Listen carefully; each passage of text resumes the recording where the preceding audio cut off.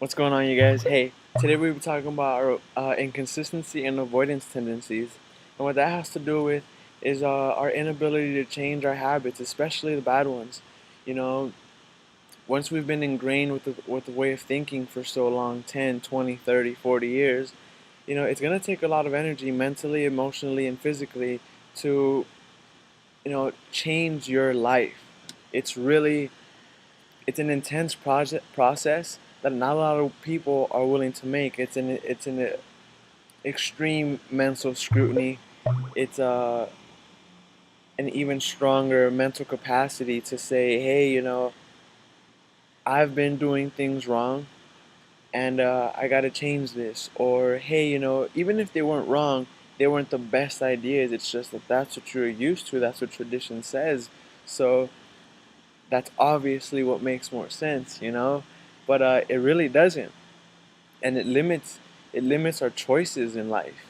If you go around thinking that one color is bad over another, and you know, going fast over slow is better, or vice versa, as an example, can lead to a lot of mistakes.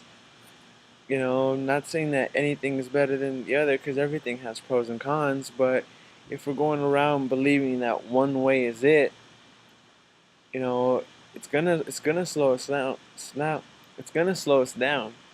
And some things that we can do to avoid these is take action. Actively build good habits and actively, shun bad habits. As you find yourself showing a biased opinion, catch yourself in the moment and say, hey, what can I do to make things different? You know, be careful with what you read and what you choose to believe, and what you choose to be around you. Music that you listen to, radio stations, TV stations, books, newspaper articles. Surround yourself with positivity. Things that are gonna help you grow into the person that will ultimately be comfortable with themselves. Find change.